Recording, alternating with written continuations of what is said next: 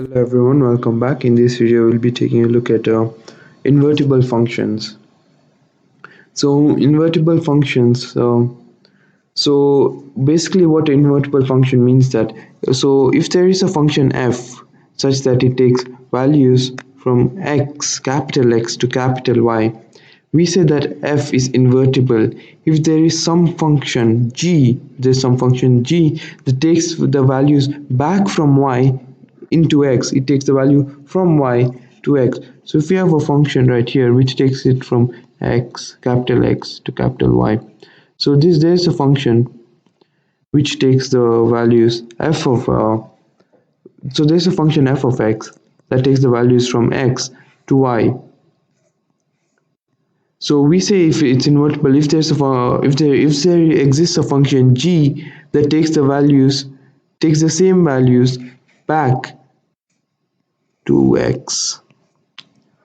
So that just basically means for all x in x there is a function g such that g of f of x, that means g of this value, g of this value is again this value, and for all y in y, f of this value, f of this value is this value. So note that when an inverse exists, it's denoted, for example, the inverse of f is denoted as f inverse, and note that this is not 1 over f of y, f of x. So this is not the same. It's an unfortunate way we denote this, but f inverse is always denoted as f inverse. And note that if an inverse exists, then f inverse is always unique. You cannot have two two functions g such that they take values from y to x. Always the f inverse is always unique. So there is a theorem that states that if f of x is a function which is invertible, f of x is invertible if and only if it is bijective. And by bijective we mean it's injective or surjective, and injective is just a fancy name for one-to-one, and surjective is a fancy name for on-to. So let me just explain what one-to-one and on-to is. So we have a function that maps values from this x to y. So if a function is on-to, if we have three values such as x1, x2, x3, x4, x5, and therefore we'll have, so if a function is one-to-one, we'll have that for every, let me just finish up to the y5, right? So for every function, for every element x, x1, x2, x3, x4, x5 in x, f of x, and note that there is a function f of x that takes value from this capital X to capital Y. If a function is one-to-one, for every y1, for every term in capital Y, there is exactly one other term in capital X. So if a function is y1, if there exists a y1, there must also exist x1. So if there are, for example, 10 terms right here, there must also be 10 terms right here in capital X. But for example, if we had 13 terms right here and we only had 9 terms right here, then the function is not one-to-one. One-to-one basically means that for every one function, we must find exactly one other. For every one element, sorry, not a function, for every one element, we must find exactly one other element. So let's see what surjective means, or surjective or onto means. So onto basically means if there exists some term right here, such as y5, then it must have been mapped from something in capital X, such as x5 or maybe even x3. There must be something which maps it to capital Y. So for example, we have another term right here such that x6 or x7, and we have y7 right here. There must and y7 is mapped there, and we should get that if the function is onto this y7 right here. Let me make this bigger and put y7 right there. So this y7 must be mapped from some term in this set x. It must not be mapped from something from right here. If it's mapped from something else, then it's not onto, then the function is not onto. So that's what basically onto and one-to-one means.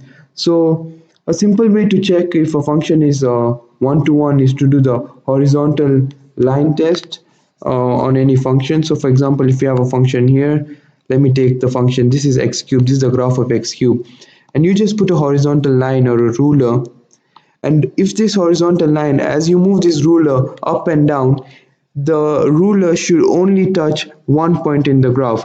So in this graph f of x equals to x cubed, this ruler only touches f of x at one point in the graph, therefore f of x is 1 to 1. But if you consider the function f of x equals to x squared, this ruler touches the graph at 2 points here and here as we move the ruler up and down. Therefore, this function is not 1 to 1. So let me just erase all this right here and do the proof of this rather interesting theorem. So we have to prove that an invertible function is always so we have to prove that if a function is invertible, then it's always one to one and onto. And note that one to one injective is the same as one to one. So a function is injective. That means if there are two values such as x which is not equal to y, then f of x is not equal to f of y. So if you consider the function f of x equals to x squared once again, we had f of 1 and f of negative 1.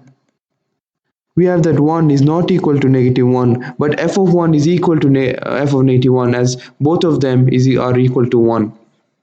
Therefore f of x fails to be 1 to 1. So therefore if a function is 1 to 1, if x is not equal to y, f of x is also not equal to f of y. And the function is surjective if for all y values in the codomain, which is the right here. So this is the codomain and this is the domain. So for all values y in the codomain, there must be at least one x in the domain such that f of x is equal to f of y. No term here can just magically appear. There must be some term x such that it takes it to the codomain y. So let's do the proof of this theorem. So for the proof. So this is a if and only if theorem. So we have to prove both directions. So first I'm going to prove the reverse directions, because we always prove the forward directions, and let's do the reverse one first for a change. So we are assuming that since it's a if and only if, now we are assuming that it's bijective. We are assuming that the function is bijective. Assume f is bijective. That means it's both one to one and onto. So if it's bijective, that's the same thing as saying as for all y in y, there exists only one x, because since it's one to one and onto, remember for surjective it was there exists some x such that f of x is equal to y. Now we're combining surjective and injective into one, so there exists only one x in x, capital X, such that f of x is equal to y. Sorry about that. Alright, now we're going to say define a function g of y, a function g that takes all the y values back to the x values, i.e. the inverse of a function. So I know we're trying to prove that the inverse of a function exists, and we're just defining g as the inverse of the function. I know this looks like cheating, but it really isn't. This is the only way you can prove this theorem. So by definition, we have defined this function g such that it takes y values into x values. But so by definition, this gives g from capital Y to capital X, i.e. that is g of a y value. So g f of x, remember, is a y value. So g of f of x is equal to x, and f of g of y. So remember that g of y always gives x values. So f of x, so f of g of y, which is a x value. So f of x will also always give y values. So we get that f is invertible. So this might seem like an unsatisfactory proof. I know it is, but that's the only way we can prove this theorem. Now, I'm sorry, we have to do the forward direction. So assume f is invertible. Now we have to show that it is both injective and and surjective. So we have to show that it's both one to one and onto. So first let's show that it's injective. Injective.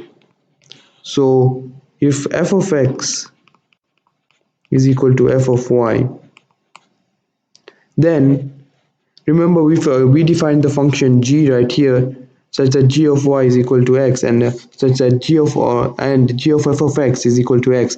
And remember, y f of x is just basically y. It's a y value. So now we have that g of f of x is equal to x, and g of f of y is equal to y. So we get that this implies x is equal to y, and that just shows it's injective. So if you have two values, f of x which is equal to f of y, then x is equal to y, and that's just basically showing it's one to one. So if you have two x values such that x is equal to y, if it's one to one, then f of x will of course be equal to f of y. If it's not one to one, then it's not equal to f of x is not equal to f of y. But since it's x to one to one, so if you have x is equal to 1 and y is equal to 1, so x is equal to y. And remember that we showed f of x, the function f of x cube, is a one to one function. So since we have x is equal to y, then f of x and f of y, which are both equal to 1, sorry about that, so which are both equal to 1, we have that f of 1 is equal to f of 1, which is equal to 1. So that's just basically showing it's injective. Now we have to show it's surjective, we have to show that it's one to one. For that, to show that it's one to one, for all y in capital Y, in the codomain capital Y, we need to show that there exists some x in f in the domain capital X. So for all y in capital Y, then f of g of y is equal to y. So for all y in the capital Y, and remember that g of y is this the same as writing f of x is equal to y.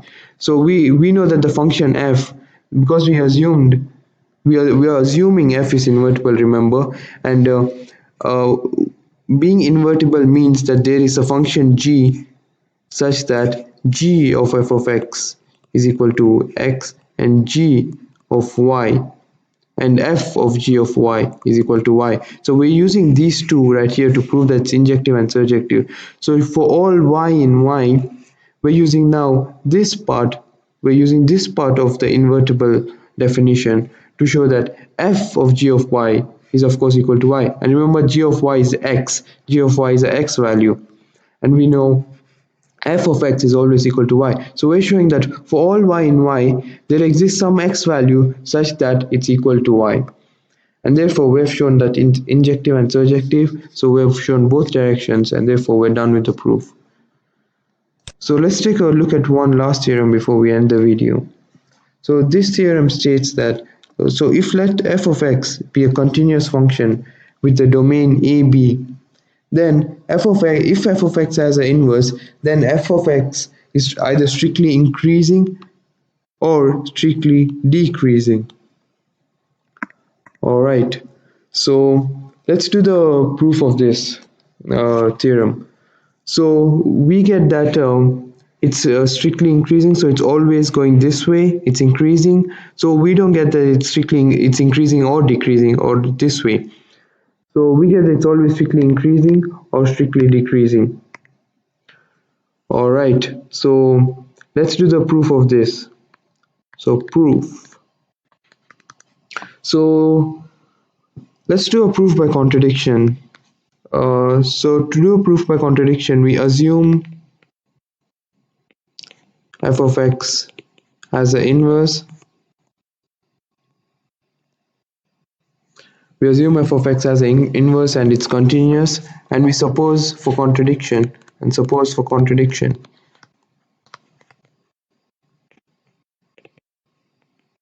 that it's neither strictly increasing or decreasing. That suppose for contradiction it is not strictly increasing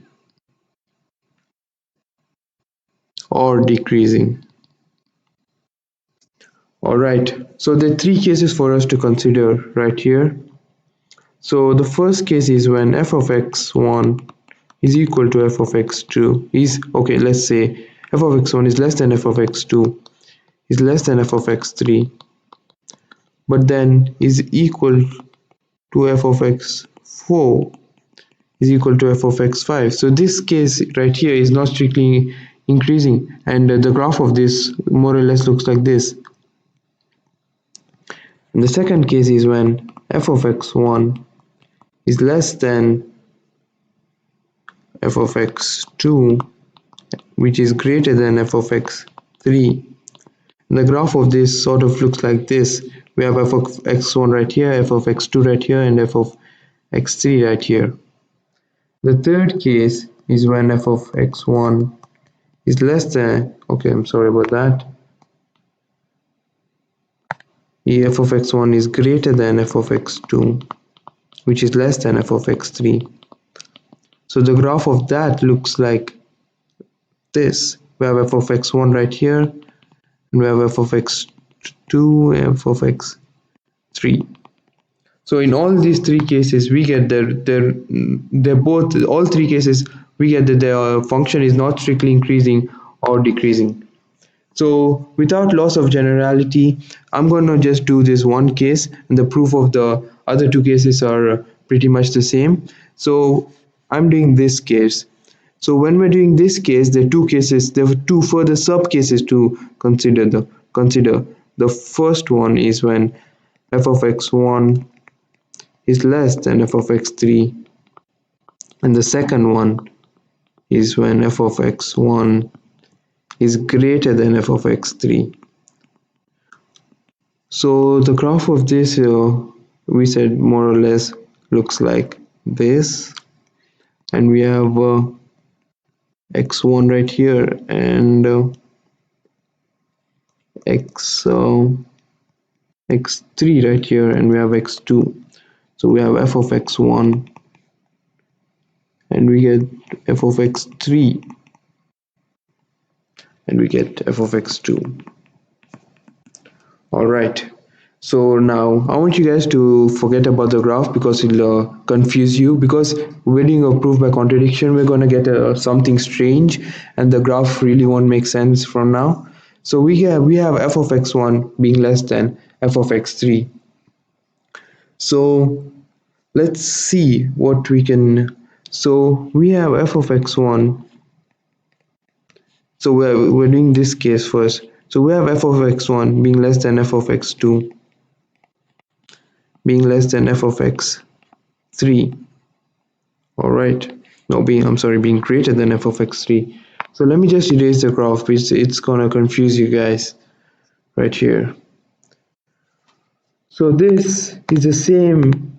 This, because we are doing the case where f of x1 is less than f of x3, and we know that both f of x1 and f of x3 are less than f of x2. This can be rewritten as f of x1. So I'm just going to do this, the first of the two sub cases. The second one is done pretty much the same. So you guys can do that on your own for practice. So less than f of x3. And since we know that both of them, from this inequality right here, we know that both of them are less than f of x2. So we get that this is less than f of x2. All right. Now, so we have this interval right here. We have this interval f of x1 and f of x2. All right. Now, since we have this interval f of x1 and f of x2, by the intermediate value theorem, it says that there is some c such that for all values between the interval f of x1 and f of x2, there's some c that's such that f of c is equal to some value y, which is between f of x1 and f of x2, and we know that f of x3 is between f of x1 and f of x2. So f of x3 is between f of x1 and f of x2. Sorry about that again.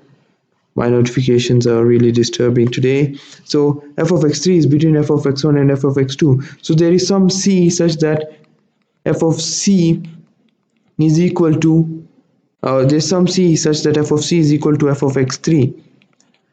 So now we have two values which equal to f of x3. Firstly, we had an x3 and f of that x3.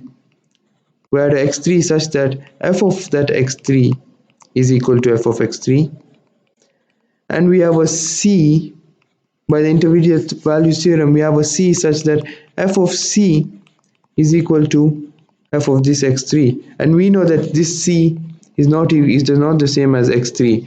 And now we just assume that f of x has an inverse. So since we assumed f of x has an inverse, and f of x can only have an inverse. Remember that f of x can only have an inverse when it's 1 to 1 and it's on 2. When it's both 1 to 1 and it's on 2, because that's just what we proved in the previous theorem. F of x is invertible if and only if it's 1 to 1 and it's on 2. But now we're getting that it's not 1 to 1 because we have two values that are not the same, but they lead to the same f value. And this is a contradiction. This is not possible. This shows it is not 1 to 1. And it's not 1 to 1 to 1 because we have a x which is not equal to y. If we have a x which is not equal to y, we should get f of x which is not equal to f of y if it's 1 to 1. But we have a c which is not equal to x3, but f of c is equal to f of x3. So this shows it's not 1 to 1. It's not 1 to 1. But we just assumed f of x has an inverse. So if f of x has an inverse, we know that f of x is 1 to 1. We know it is 1 to 1. That's what we assumed. So this is a contradiction. So what we contradicted, or what we assumed as a contradiction, is wrong. So therefore, what we assume that it's not strictly increasing or not strictly decreasing is wrong. Therefore, it is strictly increasing or it is strictly decreasing, and we're done with the proof. So hope you guys have enjoyed this video. This is the last video of the series. Hope you guys also enjoyed the series very much, and I have been of some help to you guys. So see you guys next time.